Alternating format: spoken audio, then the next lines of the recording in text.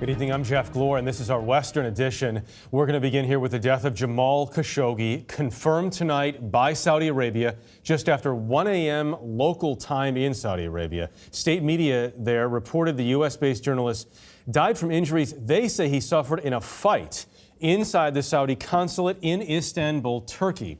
Saudi Arabia also announced a wave of arrests and top-level firings.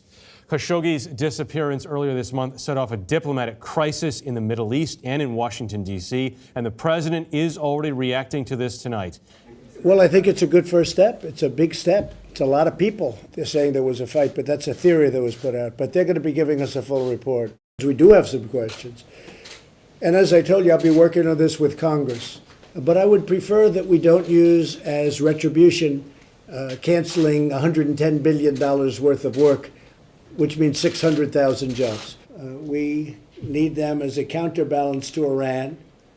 And so it's not the simplest solution. It's not the simplest situation to be in. Holly Williams tonight is in Istanbul. She has followed this story from the very beginning. Holly, bring us up to date on what we're learning at this hour. Jeff, this is just an extraordinary about-face on the part of the Saudi Arabian authorities. It's been 18 days since Jamal Khashoggi walked into the Saudi consulate here in Istanbul and then disappeared.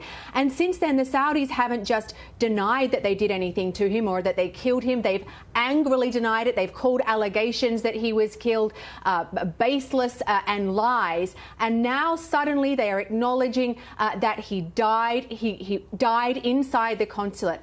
And that is a tacit acknowledgement, and I think quite a humiliating acknowledgement that at least some Saudi officials lied.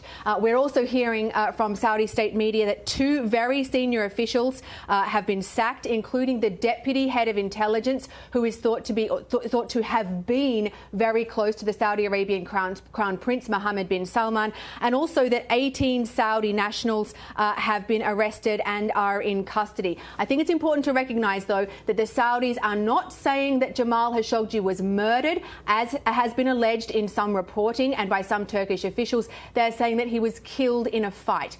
What they are not telling us is where his body is.